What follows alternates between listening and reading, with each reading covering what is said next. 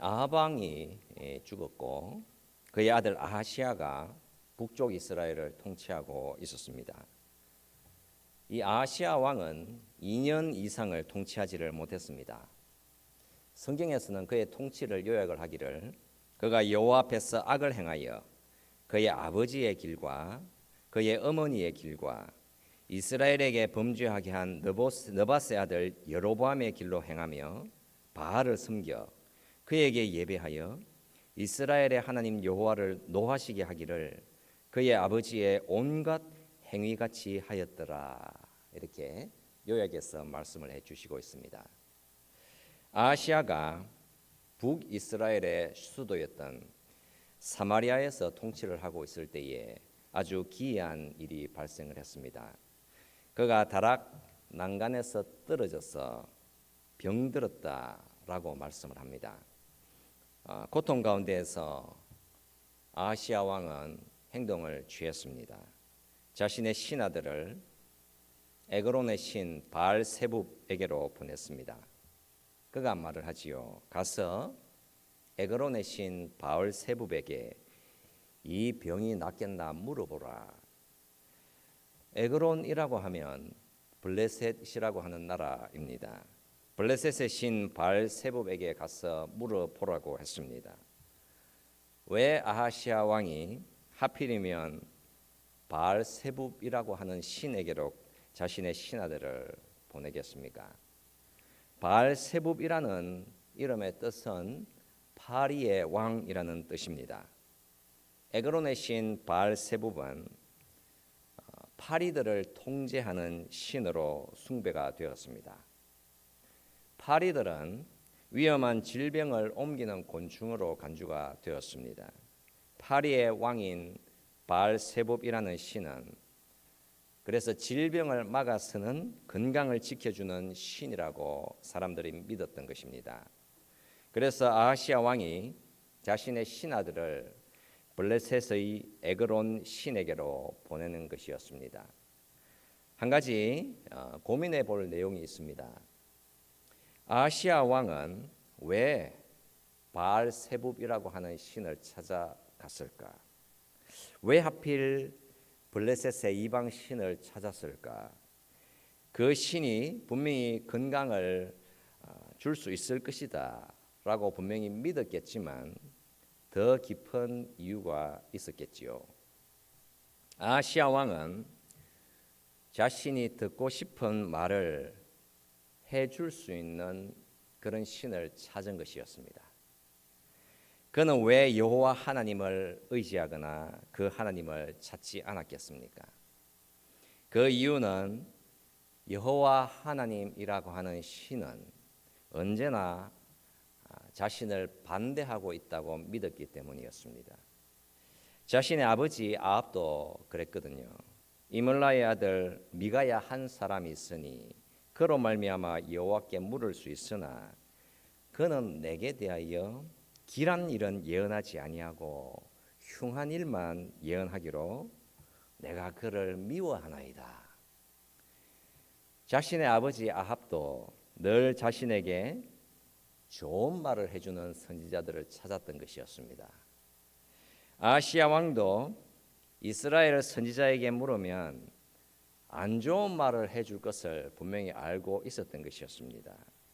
지금 아하시아 왕이 죽음이라고 하는 곤궁 앞에 서 있지 않습니까? 사람은 곤궁에 처할 때에 답답한 문제가 생겨났을 때에 그렇게 누군가를 찾더라는 사실입니다. 나의 문제를 해결해 줄 수 있을 것 같은 그런 사람을 찾아갑니다. 예수를 믿는 자가 그 답답함을 견딜 수 없어서 위험한 곳에다가 발을 내딛는 그런 어리석음을 범할 수도 있겠지요. 모양만 아름답고 신성한 옷을 입었지 사실은 무당으로 가득한 사람들을 찾아갈 수 있더라라는 사실입니다. 양복 입은 무당인 현대판 종교인들을 찾아가기도 합니다. 나를 위해서 훌륭한 예언을 해줄 수 있을 것 같은 신령한 은사를 가진 듯한 사람들을 찾아갑니다. 가서 물어보니까 무엇이라고 대답을 해 주겠습니까? 당신은 살 것입니다. 조금은 어려움이 있겠습니다만 이라고 하면서 온갖 정성과 헌신과 돈을 바치라고 하는 것입니다. 연약하고 두려움에 빠진 신앙인들이 어리석은 점쟁이들에게 자신을 맡기더라는 사실이지요. 히브리서 2장에서 말씀을 합니다. 자녀들은 혈과 육에 속하였음에 예수 그도 또한 같은 모양으로 혈과 육을 지니심은 죽음을 통하여 죽음의 세력을 잡은 자 곧 마귀를 멸하시며 또 죽기를 무서워함으로 한평생 매여 종노릇하는 모든 자들을 놓아주려 하심이니 라고 말씀을 합니다. 여러분, 예수께서 이 땅에 혈과 육이 되어 오신 이유는 죽음의 세력을 잡은 그 마귀를 멸하고 죽음의 두려움으로 종이 되어 살아가는 인생을 놓아주시기 위함이었습니다. 아시아 왕이 헛된 곳에 희망을 걸고 두려움에서 벗어나고 싶었습니다. 그의 신하들이 에그론의 신에게로 물으려고 출발을 했습니다. 그들이 가는 길에 여호와 하나님이 엘리야 선지자를 보내셨습니다.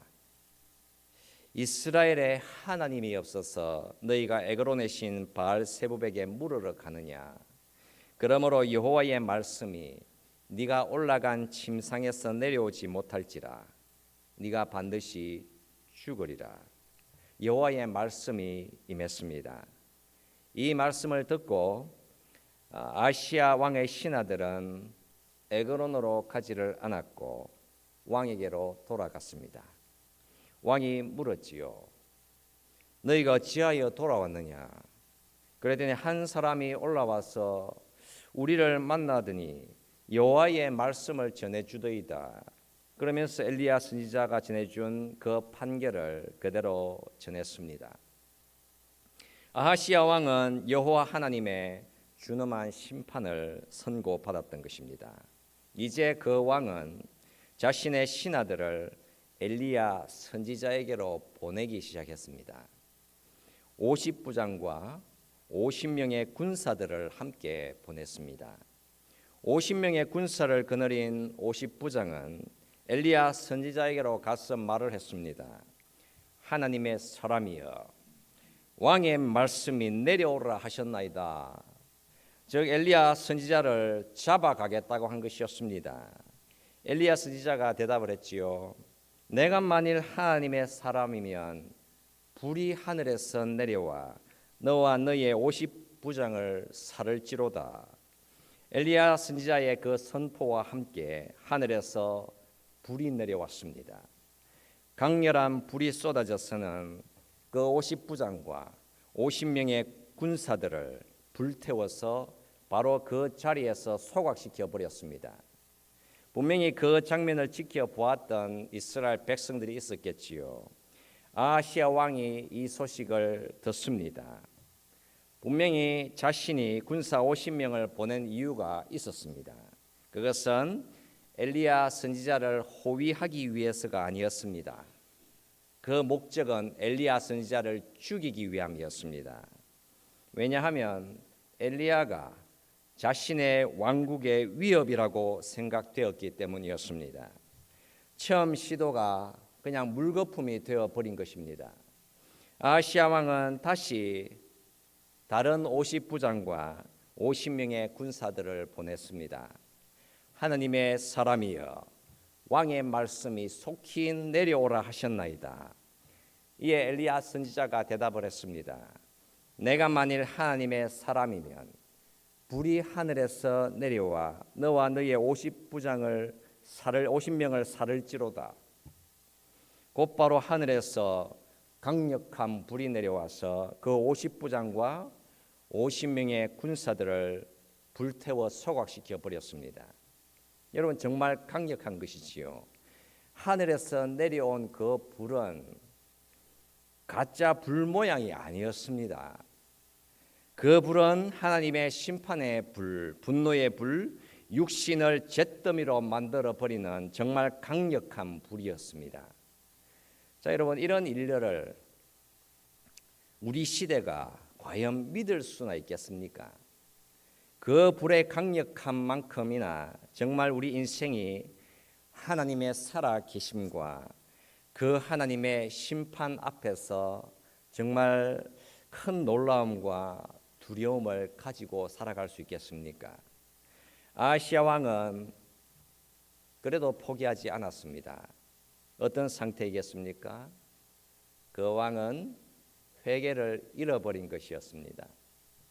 세 번째로 50부장과 50명의 군사들을 보냈습니다. 이 세 번째 무리들이 엘리야 선지자에게로 갈 때에 과연 그들은 어떤 생각을 했겠습니까? 그들은 정말 두려웠을 것입니다. 왕의 명령으로 그곳에 가기는 하지만 그 심령은 정말 큰 불안함과 곤궁으로 가득 차 있었겠지요. 세 번째 50부장이 엘리야 선지자가 있는 곳에 가자마자 엘리야 앞에 무릎을 꿇었습니다. 그는 호소를 했고 간구했습니다. 하나님의 사람이여, 원하건대 나의 생명과 당신의 종인 이 50명의 생명을 당신은 귀하게 보소서. 불이 하늘에서 내려와 전번의 50부장 둘과 그의 군사 50명을 살랐거니와 나의 생명을 당신은 귀히 보소서. 그 50부장은 자비와 긍휼을 간구했습니다. 잘은 모르겠습니다만은 이 50부장이 이전부터 여호와 하나님을 믿고 알았던 사람인지 아니면 이제야 비로소 그 압도적인 권능을 깨달았는지 알 수가 없습니다. 다만 엘리야 선지자가 믿는 그 하나님이 생명과 죽음을 가진 하나님이심을 알고 그는 공포에 떨어야 했습니다. 그 순간 엘리야 선지자는 하나님의 말씀을 받았습니다. 너는 그를 두려워하지 말고 함께 내려가라. 이렇게 세 번째 50부장과 50명의 군사들은 살아났습니다. 이들이 엘리야 선지자와 함께 사마리아로 내려갈 때에 과연 이들은 어떤 대화를 나누었겠습니까? 정답게 오손도손 따뜻한 대화를 나누며 내려갔을까요? 겉모형으로 보아서는 50부장과 50명의 군사들이 엘리야 선지자를 호위해 가는 것 같아 보이겠지만 사실은 어떻습니까? 엘리야 선지자 그가 그들 51명을 호위하고 있었던 것입니다. 군사들은 두려움 속에서 내려갔겠지요. 지금 이 순간 50명의 군사들은 도대체 누구에게 제일 감사하겠습니까? 자신의 지도자인 그들의 50부장이 그렇게 감사해 보이겠지요. 그 50부장 때문에 자신들은 살아남았으니까요. 마치 그 50부장이 구원의 주님 같아 보였을 것입니다. 세 번째 50부장과 함께 사마리아로 가서 엘리야 선지자는 아하시야 왕에게 하나님의 심판을 또다시 전하게 됩니다. 여호와의 말씀이 네가 사자를 보내 에그론의 신 바알세붑에게 물으려 하니 이스라엘에 그의 말을 물을 만한 하나님이 안 계심이냐? 그러므로 네가 그 올라간 침상에서 내려오지 못할지라 네가 반드시 죽으리라 하셨다. 이렇게 하나님의 예언대로 아하시야 왕은 죽음을 맞이하게 됩니다. 이 본문이 우리 앞에 놓여져 있으며 우리는 언제나 이 본문에서 지금 이 순간 우리에게 말씀해 주시는 바로 그 하나님을 배우게 되는 것입니다. 여러분, 우리가 이 본문을 구체적으로 적용을 해 본다면 사실 우리라는 사람이 바로 그 아하시야 왕처럼 보이지 않습니까? 문제와 위기와 죽음의 두려움 앞에서 우리는 언제나 아하시야 왕처럼 살 길을 찾아서 나에게 희망을 줄 수 있을 것 같은 곳을 찾습니다. 내가 살기 위해서라면 50명, 100명 죽여도 또다시 50명을 보내는 우리가 아니겠습니까? 남은 죽여도 나는 살아남겠다. 바로 그게 우리의 약함 아니겠습니까? 하나님보다 다른 것에 더 큰 희망을 바라보는 우리의 연약함 아니겠느냐라는 말씀입니다. 그러나 그 세 번째 50부장은 여호와 하나님에 대한 두려움을 너무나도 절실하게 알았지 않습니까? 하나님의 준엄한 심판 속에서도 하나님의 은혜를 입은 자가 있더라는 사실입니다. 남유다, 북이스라엘 여러분 모두가 다 하나님의 심판을 받아서 멸망을 했지만 그러나 여러분 어떻습니까? 하나님의 은혜를 남겨주신 자들이 여전히 있더라는 사실입니다. 정말 살아계신 하나님 앞에 무릎을 꿇고 그 앞에 엎드려 간구하는 자들이 있습니다. 자신들을 애통해하고 정말 하나님의 말씀을 따라서 살려는 자들이 있습니다. 북이스라엘의 왕 아하시야가 병들었을 때에 그가 신하들을 보내어서 가서 에그론의 신 바알세붑에게 이 병이 낫겠나 물어보라고 했을 때에 왜 하나님이 엘리야 선지자를 보내셨겠습니까? 그냥 그 왕이 하고 싶은 대로 그냥 가만히 조금만 내버려 두어도 아무런 상관없었지 않았습니까? 그냥 내버려 두어도 어차피 거짓 신으로부터 희망을 듣고 그러나 치명적으로 죽지 않았겠습니까? 그냥 내버려 두었더라도 헛된 희망 속에서 멸망하지 않았겠습니까? 왜 그에게 나타나서 심판을 선포를 했을까요? 이 모든 사건들 속에 바로 하나님은 어떤 하나님이신지를 분명히 말씀을 해 주시고 있는 것입니다. 그 어느 것 하나 버릴 것이 없으며 그 어느 것 하나 무시되지 못할 것입니다. 여러분 신명기 4장 24절에서 하나님께서 선포를 하시는 것입니다. 너희의 하나님 여호와는 소멸하는 불이시요 질투하시는 하나님이시라. 여러분 어떻습니까? 너희의 하나님 여호와는 소멸하는 불이시요 질투하시는 하나님이시니라. 여러분 이 선포는 이 땅에서 모든 인생들이 가야 할 길이 어떤 길인지를 정말 분명히 밝혀주고 있는 말씀인 것입니다. 하나님이 질투를 하신다. 여러분 이 이유로 우상을 숭배하며 살던 아하시야 왕을 찾아오신 것입니다. 그 하나님이 질투하지 않으신다면 아하시야 왕에게 심판을 전하지 않았겠지요. 질투하시는 하나님은 소멸하시는 불이시다라고 했습니다. 소멸하는 그 불이 여러분 이 본문 말씀에 그대로 적용이 되고 있지 않습니까? 소멸하는 불이 내려와서 50부장과 군사들을 불태워 버렸습니다. 그 불은 정말 너무나도 강력한 불이었습니다. 그 불은 그냥 추상적인 불이 아니었습니다. 그 불은 그냥 모든 것을 다 태워버리는 강력한 불이었습니다. 모든 죄인들은 자신들의 불의함과 우상 숭배로 인해서 모든 인생들이 전부가 다 소각되어서 멸망되어야 했습니다. 그 어떤 인생이 여러분 우상을 품에 안고 살아가지 않겠습니까? 모두가 다 소각되어 멸망되어야 마땅한 인생들이었던 것입니다. 그러나 하나님이 질투를 하신다. 도대체 왜 그러실까? 왜 하나님이 인생들처럼 질투나 하실까? 그 하나님이 넓은 마음, 좀 관대한 마음, 용서의 마음을 가져야 하는 건 아닌가? 여러분 우리가 질문을 하지 않겠습니까? 하나님이 이 정도밖에는 되지 않는 것인가? 사람들은 그렇게 하나님을 비난해 대는 것이지요. 여러분 미국의 한 유명한 세속 작가가 그런 말을 했습니다.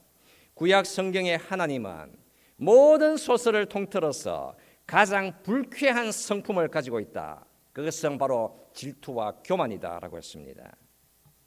구약 성경에 하나님을 가리켜서 질투로 가득한 불쾌한 성품을 가졌다라고 비판을 했습니다. 질투한다. 여러분 그게 어떤 의미를 가지고 있는 것이지요? 우리가 누군가의 아름다움이라든가 재물이라든가 무언가를 보면서 질투를 한다. 여러분 그 말의 의미는 우리가 그것을 원한다라는 의미인 것입니다. 그래서 질투라고 하는 말은 부러움이라고 하는 말과 같은 말인 것이지요. 무언가를 부러워한다. 그 의미하는 바 내가 무언가에 열정적이며 거기에 헌신되어 있다. 분명히 긍정적인 의미가 들어있는 것입니다. 위험한 의미의 부러움이 있겠지만 질투라고 하는 의미에 무엇이 담겨져 있는지를 여러분 우리가 제대로 볼 필요가 있는 것입니다. 여러분들에게 자녀가 있는데 그 자녀가 상당히 위태로운 인생을 살아가는 것을 보게 되었습니다. 때로는 거짓말을 하기도 하고 때로는 속이는 일정한 패턴을 가지고 있기도 하고 계속해서 위험한 인생을 살아가고 있더라. 여러분 어떻습니까? 그럼 이런 상황에 여러분들은 어떤 생각을 하시겠습니까? 그런 위험한 인생의 형태를 보면서 아무런 관심을 기울이지를 않는다. 여러분 그렇다면 그게 훨씬 더 위험한 인생이 되지 않겠습니까? 아마도 많은 경우에 그 자녀를 보면서 분노할 것이며 당황하게 될 것이지요. 우리가 여러분 질투, 부러움이라고 하는 그 감정 안에 담겨져 있는 올바름이라고 하는 것을 생각한다면 분노하고 화를 낸다. 도대체 왜 그럴까? 여러분 왜 그렇지요? 사랑이 많기 때문인 것입니다. 누가 여러분 그 사실을 모르겠습니까? 하나님이 아하시야를 향해서 분을 내신다. 그것도 질투의 불을 쏟으신다. 여러분 그 의미는 하나님의 관심과 하나님의 사랑이 그 나라를 향하고 있기 때문인 것입니다. 지금 정말 무언가가 잘못되어 있기 때문인 것이지요.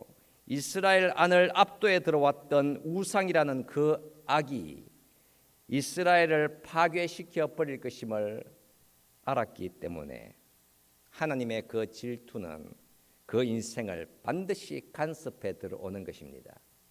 그냥 무관심하다. 그냥 어깨만 어썩거릴 뿐이다. 이런 어떤 표시죠? 나는 너를 사랑하지 않는다.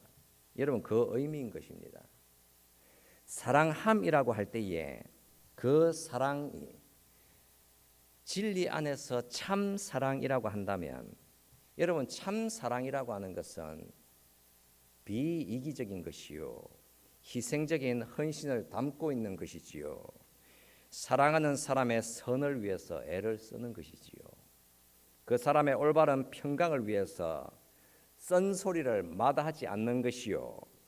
하나님의 성품과 하나님의 본성을 여러분 보십시오. 그 하나님이 가진 본성은 비이기적인 사랑인 것입니다.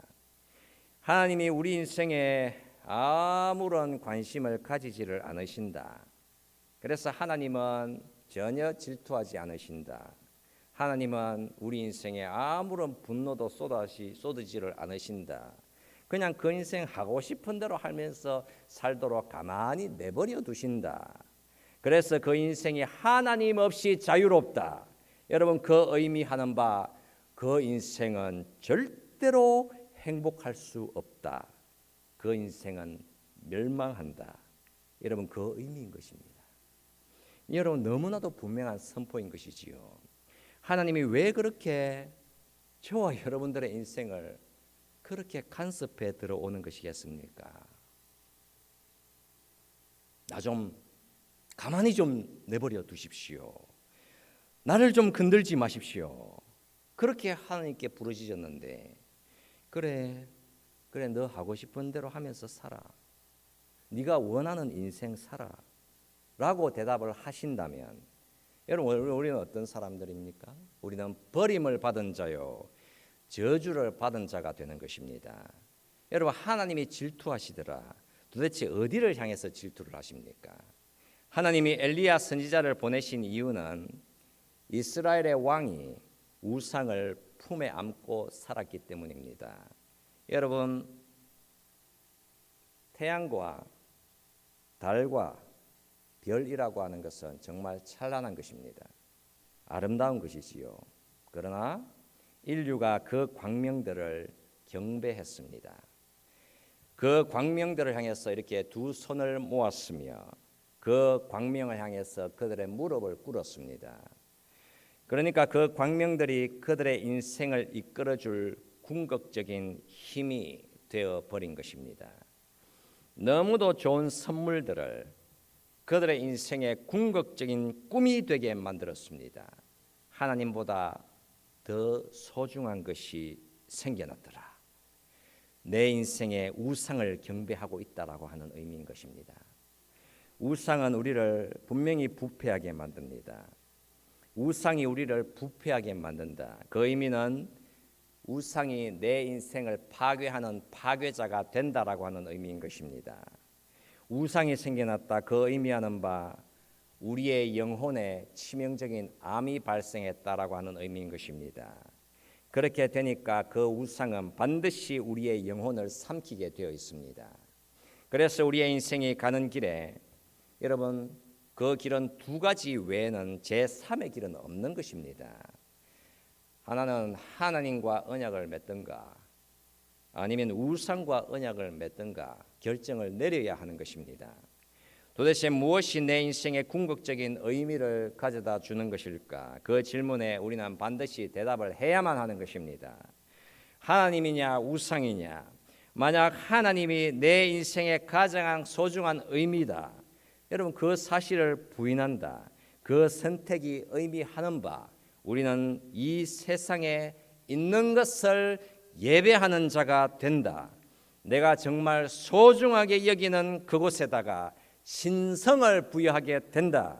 이제부터 당신은 압도당하며 불안 속을 헤매면서 참된 행복을 잃어버리게 된다라고 하나님께서 선포를 하시는 것입니다. 우리가 우상을 섬긴다. 우리가 우상을 예배한다. 그 상태는 바로 우리가 죄에 빠진 상태가 되는 것입니다. 우리가 죄에 빠진다. 그것은 우리가 하나님의 법을 깨뜨렸다라고 하는 의미가 아니라 우리가 하나님의 마음을 깨뜨렸다라고 하는 의미가 되는 것입니다. 하나님은 언제나 자신을 불로 나타내셨지요. 아브라함에게도 모세에게도 이스라엘 백성들에게도 늘 하나님은 불로 임재하셨습니다. 여러분 불은 삼켜버리는 힘이 있는 것입니다. 우리가 무언가를 향해서 분노를 한다. 그 불은 반드시 무언가를 삼키게 되어 있습니다. 우리는 여기저기서 참 많은 곳에서 불을 붙이면서 살아왔습니다. 초에다가 불을 붙였습니다. 나무에도 불을 붙였지요. 그리고 고기를 구워 먹겠다고 석탄에도 불을 붙이기도 했습니다. 여러분 불이라고 하는 것은 정말 아름다운 것입니다. 불은 빛을 밝힙니다. 불은 매력적인 것이지요. 불은 따뜻합니다. 그러나 또 어떻습니까? 불은 치명적인 것입니다. 불은 위험합니다. 여러분 불은 잘 다스려야 하는 것이지요. 살아계신 하나님은 놀랍게 아름답습니다. 우리의 인생에 참된 안식과 평강, 기쁨의 눈물을 줍니다. 그러나 어떻습니까? 하나님은 정말 치명적으로 위험하신 분입니다. 그는 소멸하는 불이시지요. 인류 역사 속에 성경에 나오는 바로 그 하나님만이 불태우시는 하나님, 분노하시는 하나님이십니다. 여러분 세상 신들 중에 혹여나 분노하는 신들을 마주한 적이 있습니까? 세상 신들은 절대로 나의 욕심과 나의 욕망을 반대하지 않습니다. 세상 신들은 우리에게 아무것도 요구하지 않습니다. 그래서 전혀 무섭지도 않습니다. 세상 신들은 심판하지도 않습니다. 세상 신들은 우리를 향해서 화를 내지도 않습니다. 그러나 참된 하나님은 어떻습니까? 분노하시는 하나님이시요 불태워 버리시는 하나님이신 것입니다. 불의 본성을 보면서 전혀 다른 두 가지 성품이 전혀 도태하지 않고 완벽하게 공유되고 있는 하나님을 보신 적이 있으십니까? 여러분 이 본문의 말씀을 통해서 하나님이 우리에게 도대체 어떤 하나님을 증명해 보이시고 있는 것이지요? 언약의 하나님, 즉 우상을 불태워 버리시는 그 분노의 하나님이 우리를 어디로 어떤 자리로 안내를 해 나가시고 있는 것이지요? 여러분 불이라고 하는 것에는 두 가지 본성이 들어 있습니다. 하나는 생명을 주는 온기의 아름다운 불, 그러나 또 하나는 우상을 불태워 버리는 파괴적인 불. 여러분 이 두 가지 본성이 완벽하게 자리를 잡고 있는 하나님이 도대체 누구십니까? 바로 예수 그리스도이신 것입니다. 여러분 누가복음 9장 말씀을 보게 되면 바로 이 열왕기하 1장 본문과 지금 함께 나란히 길을 가고 있습니다. 아하시아가 죽음을 맞았던 사마리아, 여러분 그 땅에 예수께서 지나가십니다. 자신의 제자들과 함께 예루살렘으로 이동 중이었습니다. 그러나 예수님이 예루살렘으로 가신다는 소식을 들은 사마리아 사람들이 예수님을 받아들이지를 않았습니다. 그때 제자들이 분노했습니다. 주여, 우리가 불을 명하여 하늘로부터 내려 저들을 멸하시기를 원하시나이까? 그러니까 예수님의 제자들은 분명히 원했습니다. 엘리야 선지자가 말한 바 내가 하나님의 사람이면 불이 하늘에서 내려와 너와 너의 50명을 불살을지로다. 하나님의 질투의 분노가 임하여 그 마을을 그냥 모조리 불태워 버리기를 원했습니다. 오 주님, 당신은 엘리야보다 훨씬 더 크신 분이시지 않습니까? 왜 가만히 계셔야 합니까? 예수님이 제자들을 꾸짖었습니다. 예수께서 제자들을 향해서 이렇게 말씀을 하셨지요.